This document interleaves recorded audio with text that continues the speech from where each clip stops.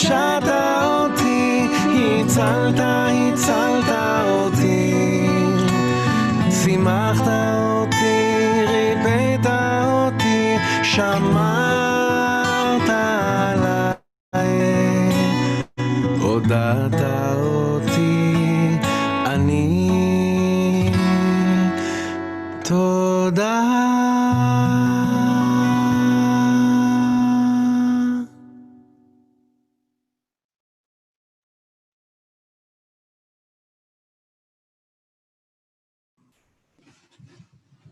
Boker Tov, good morning everybody.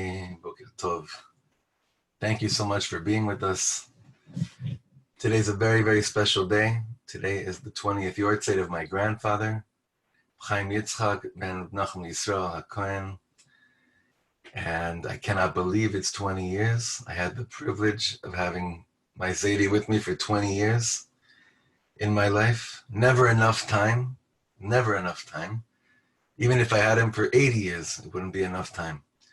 But I want to dedicate this, Leilui Nishmato, and what a beautiful dream that as a little boy, the family moved from Poland to Eretz Yisrael, and he spent his first few, as a little kid, he spent years living in Eretz Yisrael, and the family left and went to America and lived for many years in New Jersey, and then for 1 year in Los Angeles, and the last few years in Florida. But most of, it's a beautiful thing how so many, actually most of my grandfather's great-grandchildren are all here and being born in Eretz HaKodesh, in Eretz Yisrael. And that's just unbelievable. It's an unbelievable thing. So I want to sing a song in memory of my grandfather, and be a Hakdama, hopefully for today's very special beginning of a new series that I couldn't find a more fitting time to dedicate a shir in memory of my grandfather with the excitement of the Talmud Torah that I feel right now. And it's very, very special to me. Very, very special to me.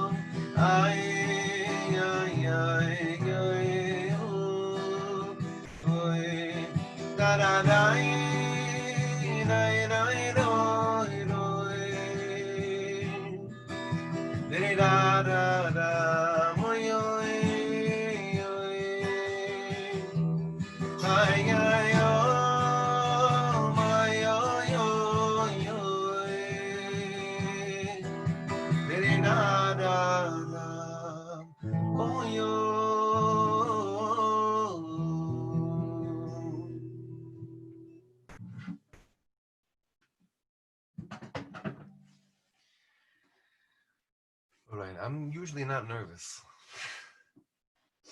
Usually I'm not nervous. Hashem blessed me with the ability to pretend that I'm not shy. And at a certain point, I bought into it in my life. And I think I stopped being shy. In my nature, I'm shy. But somehow I tricked the system or whatever you want to call it. But I'm really nervous about today. This is a series that, when Rev Weinberger began teaching Rebbe Nachman, he opened up by saying on that famous, powerful Monday night, he said like this, L'shem yichul kuch b'richu shchinte b'tchiru u'rechimul yachet shem yudke vavke b'yichud hashtim b'shem kol Yisrael hineni lo muchan v'lo mezuman. That's how he said, that's how he opened up when he started talking, when he began his series, on the Chassidus series on Rebbe Nachman. And Ani hapitzpon hakatan feel that I got too excited. I got too excited because I started delving into a world of research on these two tzaddikim, tzaddikei olam, these two lights of all lights, Rabbi Nachman of Breslov and Rav Kook, who lived different times in different places, but it always intrigued me. It always intrigued me based on one statement that I once heard Rav Kook in the name of Rav Kook. And because of that one statement, it didn't let me let go of this topic. It's like it just keeps on calling. It keeps on calling out. And anyone that's heard this statement is baffled. Anyone that has heard the following quote, you can't live the same after you hear the following quote. You can't live the same whether you're a Talmud of Rebbe Nachman, and you can't live the same after hearing this quote if you're a Talmud of the world of Rav Kook. But you definitely can't live the same if you have a shaykhus to both worlds of Rebbe Nachman and Rav Kook, which I pray that our chevra continue to have for the rest of our lives. And the statement is one you've heard me and many people say many, many times. But we have no right to begin this shir today without quoting the following statement. It's brought down, Rav Neria brings this down, as well as other of the Talmidim in Rav Kook's world and in Rebbe Nachman's world. So it's not just brought down in the world of Rav Kook's Talmidim, it's also brought down that it's said by students in the Breslover world that Rav Kook said about himself, Ich bin Rebbe Nachman. I am Rebbe Nachman. I am the neshama of Rebbe Nachman. The context of that statement has different sides to it. But one thing's for sure, Rav Kook didn't say that about other people. And we don't see Rav Kook really saying that he's fully anything. And that's the whole mystery of Rav Kook. Was Rav Kook a chassid? Was Rav Kook Litvish? Was he misnagid? He's too eclectic to be put into anything. Of course, a Breslover would love to say, of course he was a Breslover. And a Lubavitcher will for sure say, what are you talking about? Rav Kook was Lubavitch from his mother's side, right? Because his mother comes from an illustrious Lubavitch family. And in fact, Rav Kook himself owned the yarmulke of the Tzemach Tzedek. He had the yarmulke, the kippah of the third Lubavitch Rebbe, of the Tzemach Tzedek, a yarmulke that he would only wear on Yom Kippur. And he only wore it one other time when he greeted the Frierdiker Rebbe who came to Eretz Yisrael in 1929. And Rav Kook put on that yarmulke, that special yarmulke, to greet the Frierdiker Rebbe. But this statement is so puzzling because does it mean what we think it means? Does that statement mean what we want it to mean? Well, what do we want it to mean? After people pass away, after the greatest tzaddikim, they pass away, we love to try to figure, to label and say, they were like this, or they were like that. They were this, they weren't that, whatever it is. But anyone that has any bekiyut, that has any kind of holding in Rav Kook's Svarim, he knows that his the Talmidim of Rav Kook, they none of them became specifically a certain Hasidus at all. Okay, so like Rav Kook's student, he had a student in London. His shamus in London was Reb Shimon Gelidstein, I think his name was, and he was a Lubavitcher Chassid, so he spoke a lot about Rav Kook's love for Chabad. There's also a beautiful relationship between Rav Kook and the Imre Emes, which the Ger Hasidim speak about. So what happened over here? Why is this such a mystery? How come only until recently is the connection between Rav Kook and Rabbi Nachman kept in such a secret? We're going to answer that question probably later on. This is only a 3-part series or so, I think. This could be 10. I don't know. I kind of assume it'll be 3 parts. And because we have so much to cover, I want to just preface by saying that it is such a privilege to learn this with you. It is such a schus to have my right hand, mamish, my right hand man, Shimon Detweiler, who set this up so beautifully, as you'll see, as you've been seeing, and you will continue to see this. This is just a wonderful time, like my friend Rav Judah Michelle says, what a time to be alive. So the first thing I want to do before anything, because we're going to be doing a lot of learning also, because that's why we're going to really connect to the story here, to the kesher between these two tzaddikim. So the first thing that we're going to be doing over here is looking at one statement of Reb Nachman, just so that we understand the context. And in this one statement of Reb Nachman, it's a piece of a longer teaching from Likutei Moharan, Kuf Mem Beis, the 142nd teaching. And Rabbi Nachman says like this: Ki nimtzeu ba'olam shnei tzadikim shemedabrim ze leze. You could have a situation in the world of 2 tzadikim that are talking to each other. Vehem berichuk makom ze mize kama me'ot parsaot. And they're hundreds of miles away. Now, the context of this statement was speaking about 2 tzaddikim that are alive at the same time, that are they're completely different places. But in that teaching, Rabbi Nachman elaborates and he says, you could have a situation that in one corner of the world, there's a tzaddik that has a kashya. He has a shaila. He has this very deep question about something that's troubling him. And he puts it out there in the world. And then somewhere else in the world, another tzaddik hears this because it went up to the higher realms, and he gives an answer to that shaila. In the context of this teaching, Rabbi Nachman was speaking about people that were alive at the same time.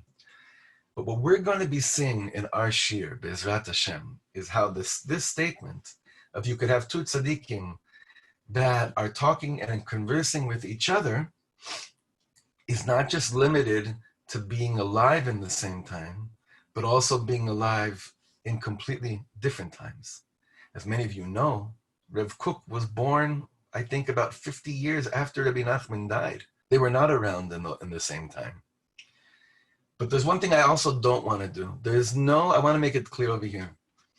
There's no nisayon, there's no attempt over here to show that really Rav Kook would have said that we should all go to Uman, or that Rav Kook really, like, there's no purpose to our learning other to see the connection between the tzaddikim. But there's no purpose in our learning to now come out of this and label Rav Kook as a Breslover, because it's irrelevant, not because it's not true, because I believe it's irrelevant. That's not what we're trying to do. We're simply trying to we're simply trying to, Be'ezrat Hashem, learn inside about these 2 amazing neshamas. Now again, up until recent extensive research, it really was not known. There were so many things that were mainly speculations about the connection between these 2 worlds. Unfortunately, it is also due to b'miskaven, some people that felt that it wasn't right to let the world know of Rav Kook's connection to certain Hasidim in Breslov. But the closer we're getting to the Yom Shekulo Shabbos, we're seeing that really, all the tzaddikim are sitting up there at the same tish. the Chofetz Chaim, Rabbi Yisrael Salanter, and the Alter Rebbe, and Rabbi Yoelish, the Satmar Rav, they're all sitting at the same tish. So to prepare ourselves to feel like we're at that table, we're also down here are always trying to put, sit at that tish and bring everyone together. Not to show that everyone thought the same, but to show how there's harmony throughout Kol HaOlam Shel Torah. But the harmony that we're going to be discovering in this world of Torah, in these two worlds of Torah, is absolutely fascinating. And I'm not ready. I'm not excited. I'm excited beyond words. I'm nervous, but I think it's good that we just jump in and introduce you to a certain person that's going to help us with this.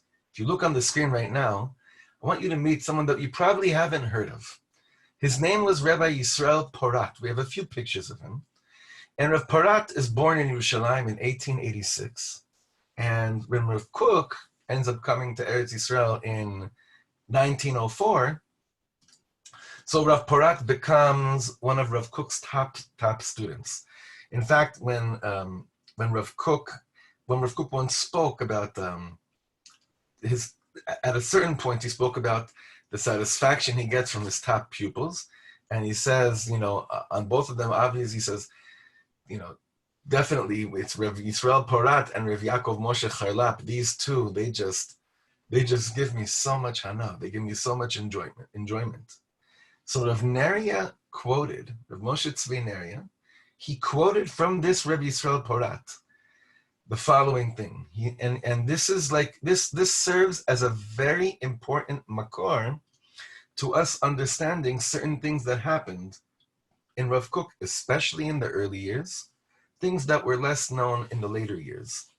But he said that in accordance to what Rav Kook had told me personally, this Rav Yisrael Porat said, that his heart was drawn to the way of serving God through Chassidut, but specifically to the deepest Torah, to the Torahs of Rabbi Nachman of Breslov, which this Rav Yisrael Porat said that Rav Kook told him he spent a lot of times learning and delving deep into his thoughts and into his ideas. It is also known that at that time that Rav Kook was in Yafo, that Rav Kook had a copy of Likutei Tfilos in his shtender, Rav Nassan's Likutei Tfilos, which he then would take out at times. Now, interestingly enough, Rav Kook also took on that hanhaga of writing tefillas, like Reb Nachman told Reb Nassan. And we have, Baruch Hashem, over the years it's been printed more and more, how Rav Kook would read his own tefillas. He would daven his own tefillas that he wrote. And maybe we'll do a few of those later, but not right now. The next connection I want to touch upon, you'll see in front of you is he's still a secret, and that is Rav Hillel Zeitlin. Rav Hillel Zeitlin, Hashem Zecher Tzak L'Kodesh Livrocha, Hashem Yikom Damo. This is not the time to go into his whole world, because I want to do a whole series on him. He's a Sod Shebesodos, a secret of all secrets. We've mentioned him before. Again, you cannot label him. You cannot categorize him. He knew Rav Kook. He knew Reb Nachman. He knew Lubavitch. He knew it all inside out. As you can see the picture on the right of the screen, he also spent time trying to figure things out, like many of us. Didn't exactly look like a Hasidic Rebbe on the right, but the picture on the left in his later years shows what he looked like towards his death. And as we know, he was murdered. He was amongst the 6 million. And he went to his death while he was wearing a talis and tefillin and holding a Sefer HaZohar. But we'll speak about him.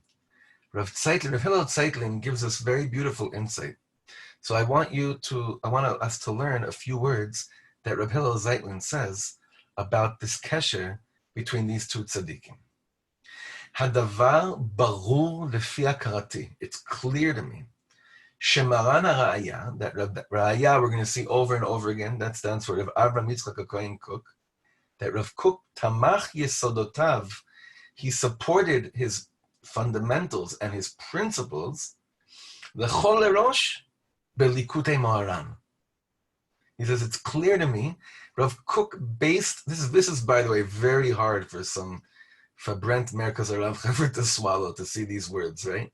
Because you have to understand, this is not the way the world, I mean, many of us are so used to just, jumping from Rav Kook to Reb Nachman to the Alter Rebbe.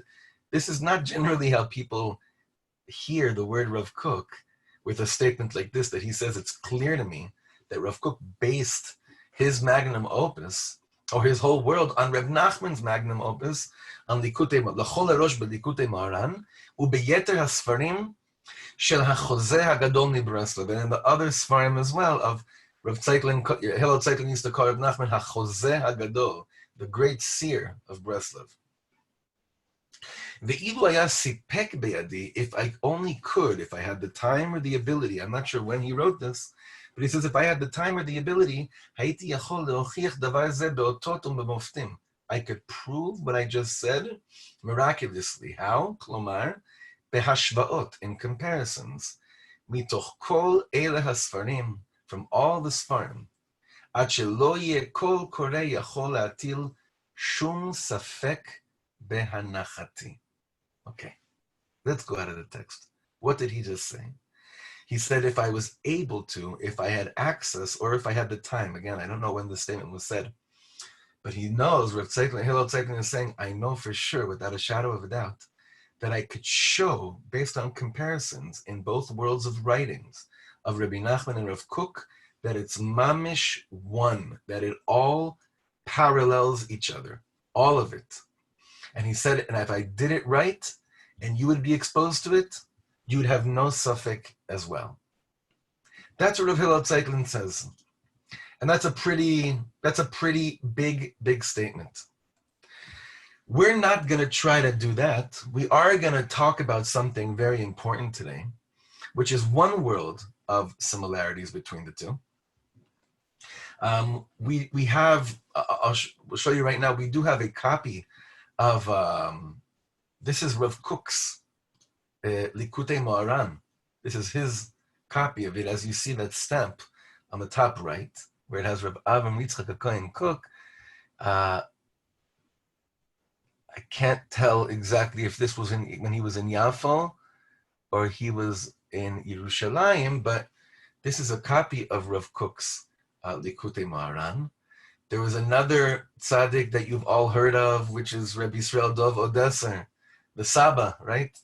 What did he say?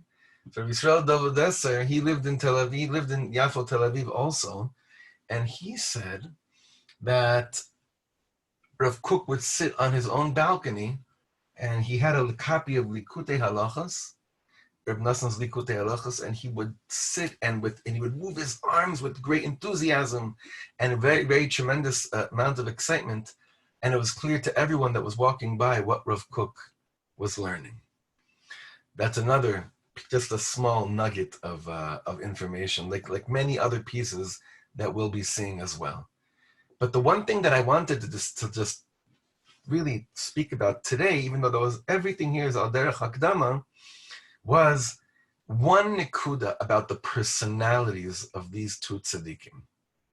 A number of weeks ago, we gave a shir titled, I think it was, why did Rabbi Nachman speak so highly of himself? Mashu kazeh, or maybe as, what did Rabbi Nachman think about himself? And the topic of that shir, it was a very strong shir, and it brought, I hope it brought light to the question that many people have when they get into the teachings of Rabbi Nachman, that are very confused by statements such as Chidush Kamoni Lo Haya Me'olam. There was never a Chidush like me in the world. Other statements like Nitzachti V'Anatzeach, Ani Nahar, Gamarti Ve'egmor, Ani Nahar, HaMetaher Mikol HaKtamim, I'm a river that purifies all stains. Ani Ish Pele V'Nishmati Pele Gadol. I'm an Ish Pele, I'm a wondrous person. My soul is a Pele Gadol. So I remembered something yesterday that we're going to be speaking about right now. when I was in yeshiva in Ramat, I learned in a Hesder yeshiva for about a year when I was about 17 to 18, mashu kaze, in Ramat Gan. And Ramat Gan back then, it was a small yeshiva, and it had some really, really big stars that eventually ended up emerging from the yeshiva back then, and some very special musicians. It was an amazing place. I mean, every single day in during lunch, there was a big park right next to the yeshiva, and tons of guys brought out guitars, flutes, and drums, and that's just what we did. And we danced every night after Mariv. And Shabbos, like the whole concept of the yeshiva was we have to be in the city, in a regular, normal city, right? Modern city. And the motto of the yeshiva was leha'ir et ha'ir, to bring light to the ear, to the city. And every Friday night, after davening, we danced for about an hour through the streets of Ramat Gan in rows like this, holding hands, singing Hasidic nigunim, and waving to everyone on their mirpasot. It was a very beautiful time, really, really special. And I had the privilege of sitting next to someone who was very busy on a manuscript. He was very busy on a manuscript, working on a manuscript, which he published later that year. So this is 1998. His name is Rabbi Ran Sarid, Harav Ran Sarid. His father's name is actually Harav Yossi Sarid, who he was, I don't know if he still is, he was the Rosh Kollel of a Kollel called Meretz in Mevaseret, which is funny for the Israelis here because his name is Harav Yossi Sarid and he's the head of a Kollel called Meretz. But that's, Hamevin Yavin, why that's funny. Anyway, Ram Sarid was working on a manuscript, a beautiful manuscript, called Chadarav, means his chambers, his rooms. And it was a compilation of previously unpublished manuscripts and texts of Rav Kook, basically speaking about his own neshama, speaking about himself. It's very, very rare that we have tzaddikim that speak about themselves. Now, the main reason why we don't have this, obviously, is because to many people, that would seem very gaivadik. That would seem very haughty and not shayach to be in harmony with the midah of anava, of humility. But that manuscript, Chadarav, since then it's come out a number of times with additional material. I contacted my friend Rav Sarid yesterday, and he guided me to a few points where it's really, really wondrous to see what Rav Kook thought about himself. Now, in the shir that we had on Rebbe Nachman, we explained that one of the main reasons that Rebbe Nachman spoke so highly about himself was a very simple inyan, is that he always wanted to show you that you think these levels are so high because I'm born with it? No. The levels I attained, Rebbe Nachman would always say, it's of course a great privilege to be the great-grandson of the Baal Shem Tov, but that's not the reason. And that didn't give me the free entry card into this world that I've entered.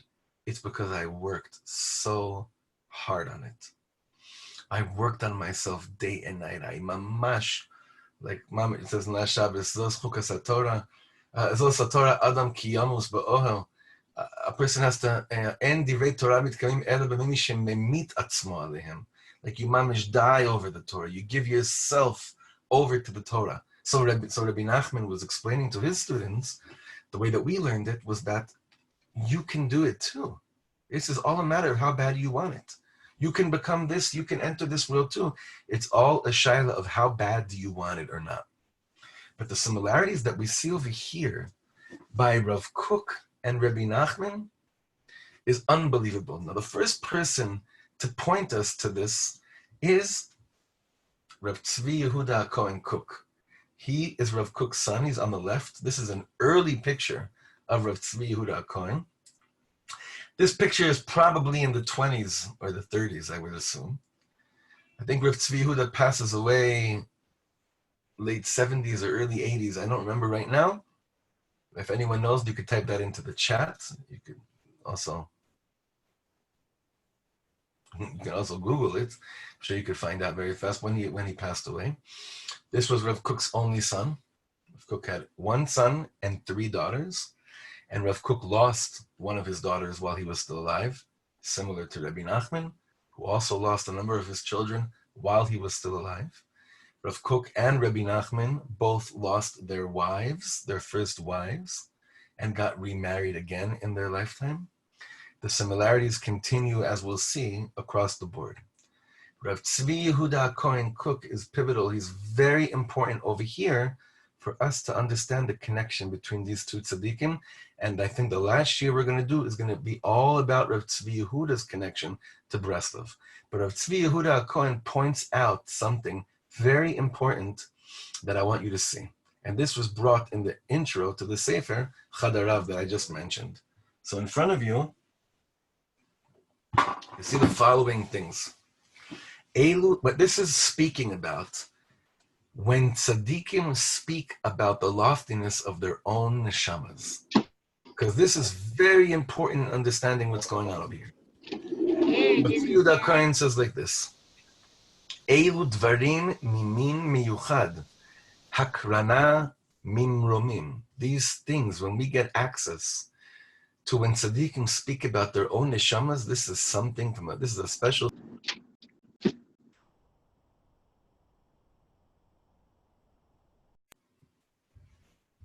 This is a special species.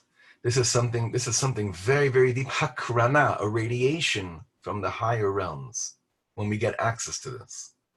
Lefamim, afilu tmuhim umeshonim.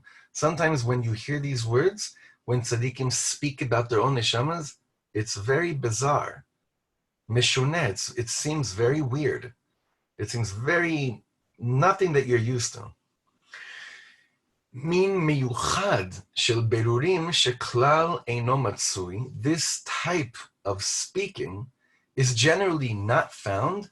Milva, like, and he's speaking about his father. The only other person that Rav Tzvi Yehuda Kohen says that we see this by milvad, it's el Rebbe Nachman Mibreslev. Gilui dvarim al atzmo, afilu dvarim gdolim meod. We see by Rebbe Nachman that he spoke about himself tremendous things. So Rav Tzvi Yehuda Kohen is very aware that this is happening.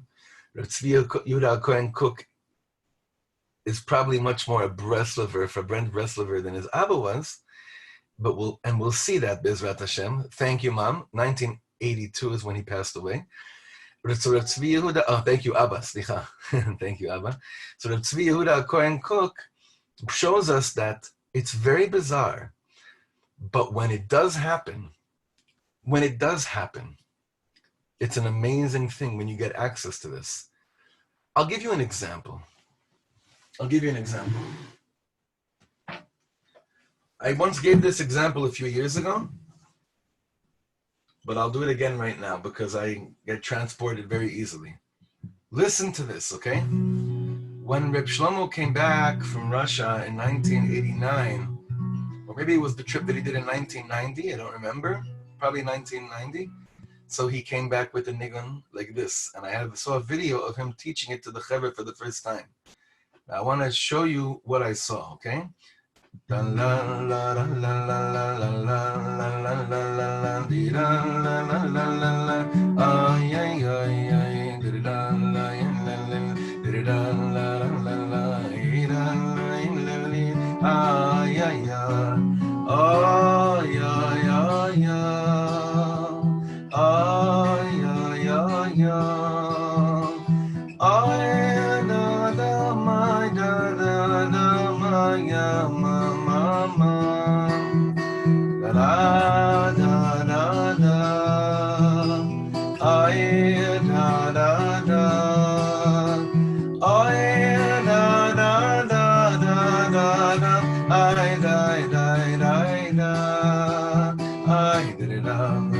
he sang it a few times, and then he turned to the person next to him and he said, "It's a Gewalt Nigun, right?"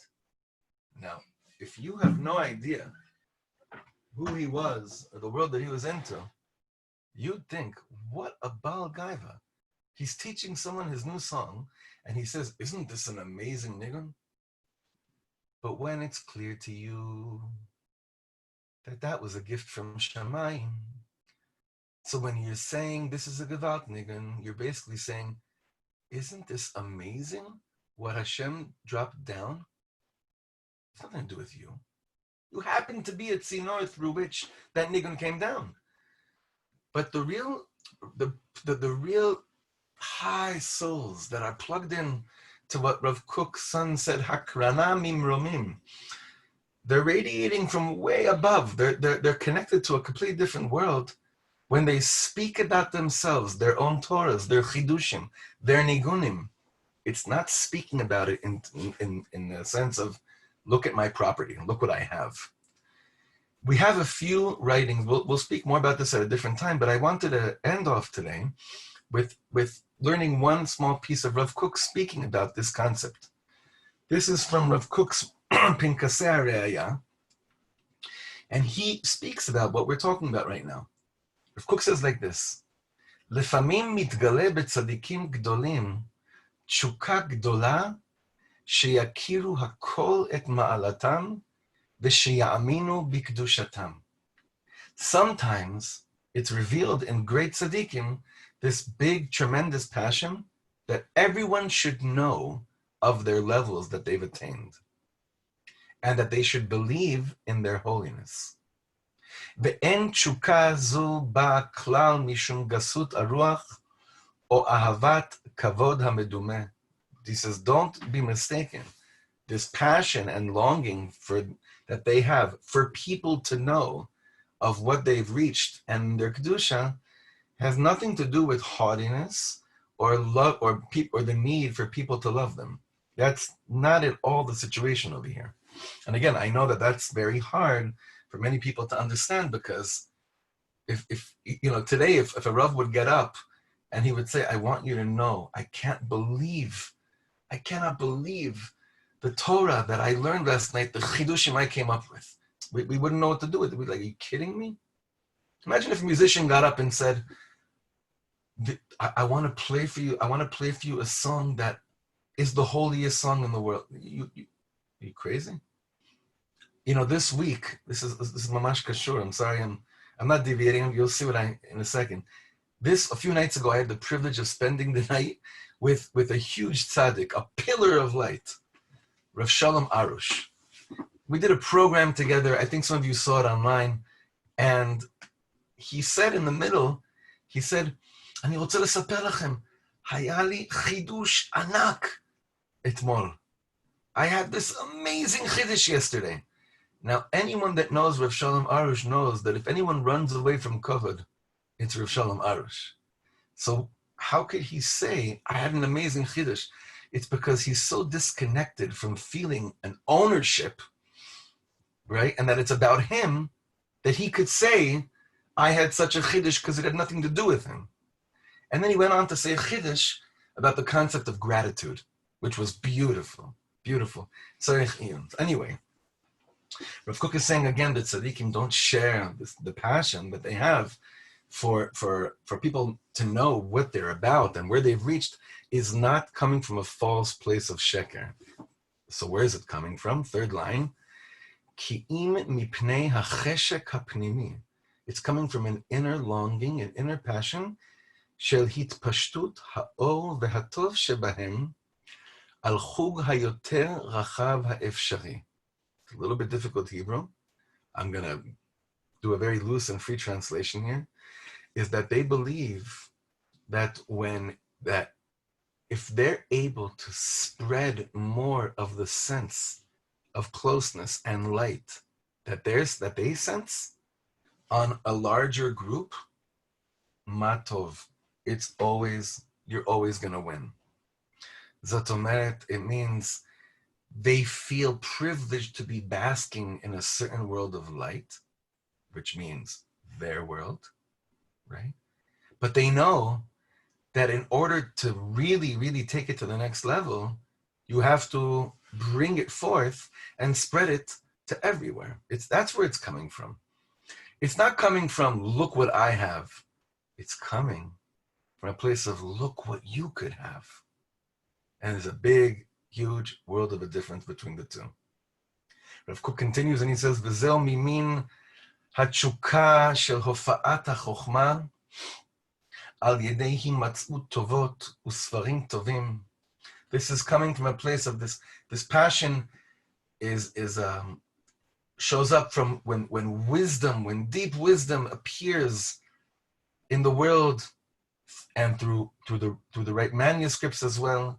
כשהיא אידיאלית, and when it's ideal, meaning when this light and this passion for you wanting people to know of the beauty of your life, he says when it's ideal, when it's in check, Rebbe Kook says, היא עומדת בנקודה היותר עליונה שבאור הנשמה האלוקית. It stands in the higher, most supernal realm and point in the light of the godly soul. So I want to make sure everyone understands something. This shir is not to decipher Rav Kook's writings because no shir is. I don't believe it's possible. So we're not going to try to lifto to solve every word over here.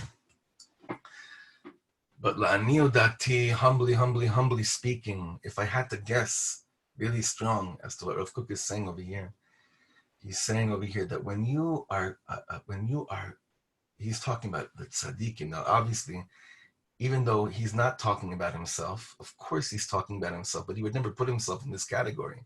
Over here, it's clear he's talking about Rebbe Nachman. There's no shaila. There's no question. He doesn't usually reference Rebbe Nachman. We will see a few letters where he does reference Rebbe Nachman. But what these two tzaddikim shared is this inyan. And that's what I wanted to really bring out today and be the basar of today's shir. What is these two neshamas? When it's really not about you, it can be about you, if that makes any sense. If it's really not about letting people know how holy you are, then you could really let people know how holy you are. But if it's about how holy you are, you can't tell anyone how holy you are. You know why? Because you're not that holy. What's the greatest example for this? Well, who wrote the following statement? Ve'aish Moshe anav me'od mikol ha'adam asher al pnei adama. Who wrote that statement? Who wrote it? Who do you think wrote that statement? Moshe was the most humble person on the face of this earth. Who wrote that statement? Moshe Rabbeinu. Because it was so not about Moshe Rabbeinu. You know, in Breslov, it's a famous teaching. I think it's Torah number Vav 6, and it says, "Whoever runs after kavod, kavod runs away from him, and whoever runs away from kavod, kavod runs after him." And it's so true. So everyone thinks the highest level is to run away from kavod, right? But I forget in whose name, that the highest level is when you're not running to or from anything, because kavod is something that's so. It's like we would say right now, I'm running away from eating a cheeseburger. It's not in my parsha. It's not one of the things that I'm even dealing with. It's not in my parsha. By the real tzaddikim, kavod is not something. This sounds very Lubavitch actually. Kavod is not something that is even a yetzer hara. It's so far removed. It's from one of those things that we don't have a war with at all, whatsoever.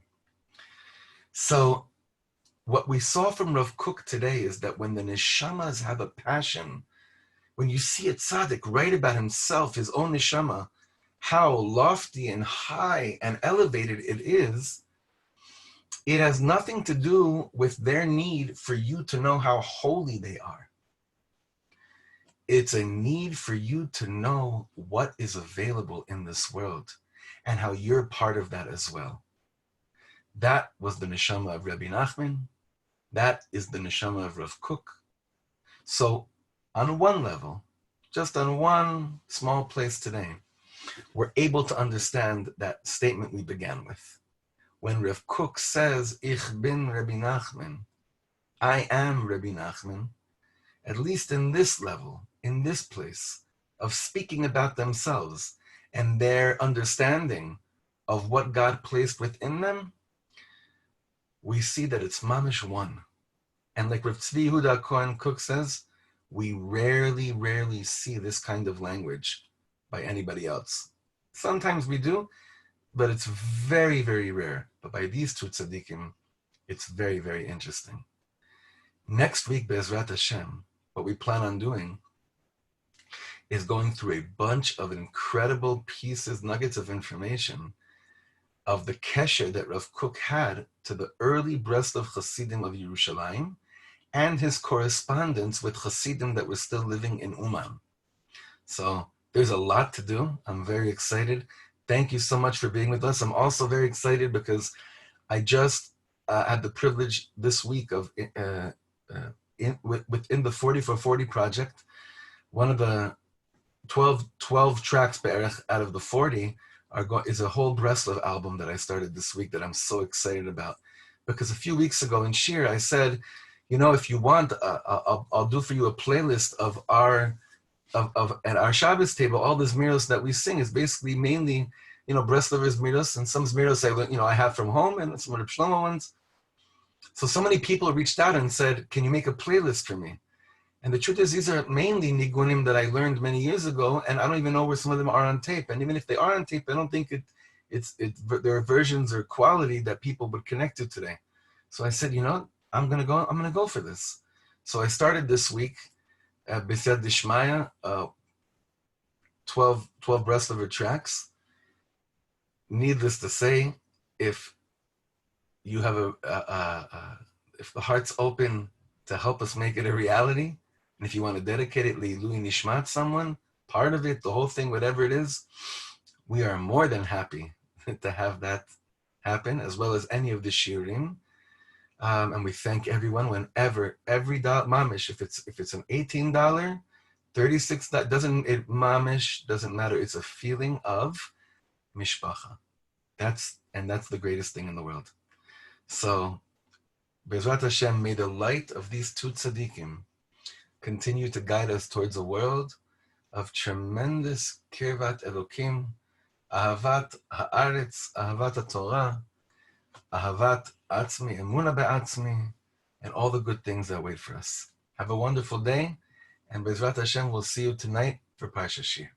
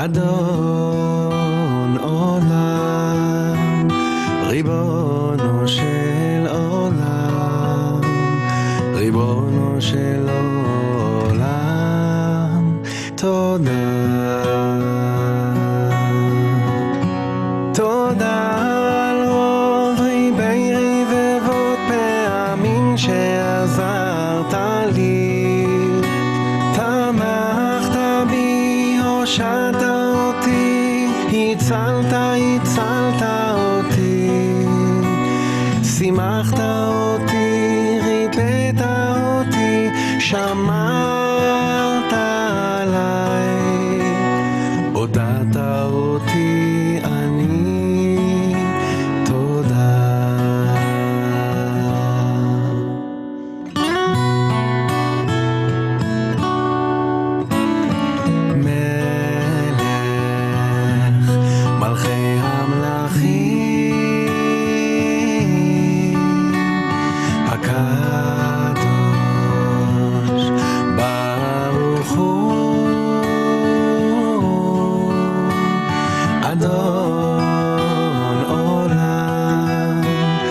ריבונו של עולם, ריבונו של עולם, תודה,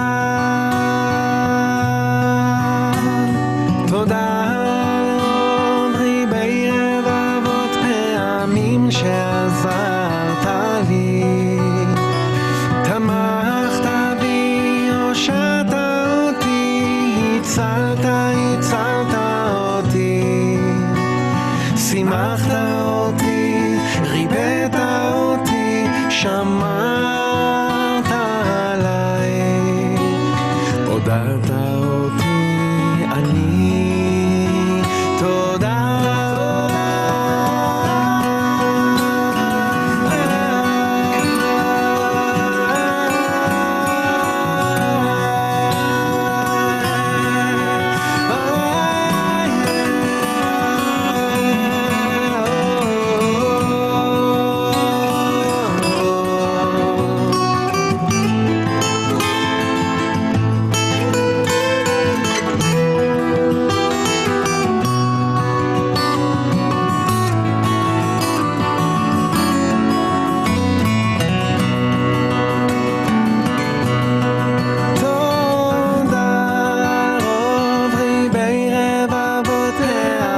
שעזרת לי, תמכת בי, הושעת אותי, הצלת אותי, שימחת אותי, ריבאת אותי, שמרת עליי, עודדת אותי, אני תודה.